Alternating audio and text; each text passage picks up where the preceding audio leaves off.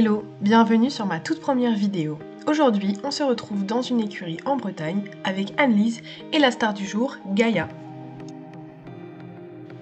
Gaïa est une petite jument de 2016. Donc comme vous pouvez le voir, elle est toute mignonne et donc là, elle va se préparer pour les soins.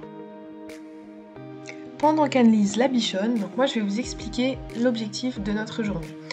On avait comme projet donc de faire un shooting sur fond noir, donc c'est-à-dire on a ramené un drap, vous le verrez dans les prochaines images, on a ramené un drap noir, on a monté un cadre et pour cela il fallait bichonner la jument. Donc on voulait une jument toute propre, toute brillante pour faire ensuite les photos. Il faut savoir que pour faire ce type de photo, il ne faut pas seulement un fond noir, il faut également utiliser un appareil en mode manuel et savoir jouer des retouches et des réglages.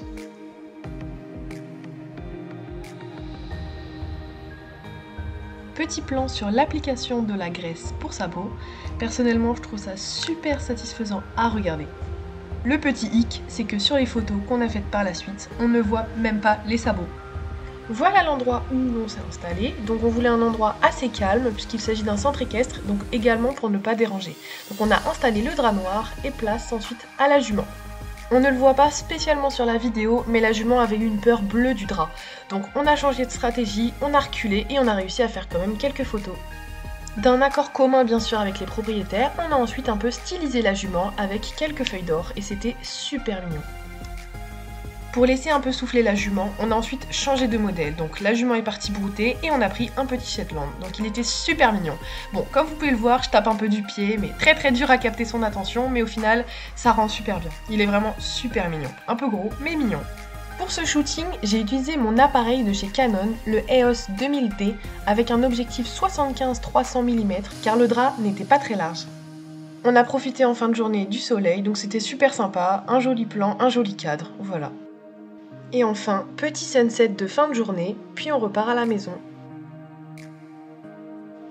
De retour à la maison, je ne perds pas de temps, je me mets directement devant mon écran et j'attaque mes retouches photos. Je commence par faire d'abord pas mal de tri parce que je shoot énormément, donc pas mal de rush, pas mal de photos ratées également, faut se l'avouer. Puis ensuite, j'attaque les petits détails et les retouches photos plus profondément. Pour ceux qui se demanderaient et qui n'auraient pas encore reconnu le logiciel, j'utilise Lightroom Photo et ça m'arrive parfois d'utiliser Photoshop quand j'ai besoin de plus de définition pour détailler ou corriger un élément de la photo. Si vous souhaitez voir mes retouches, mes avant-après, mes photos, vous pouvez les retrouver en grande partie sur Instagram. Donc je vous mets le lien en barre d'infos dans la description de la vidéo et vous aurez également un petit i qui va s'afficher avec le lien directement accessible.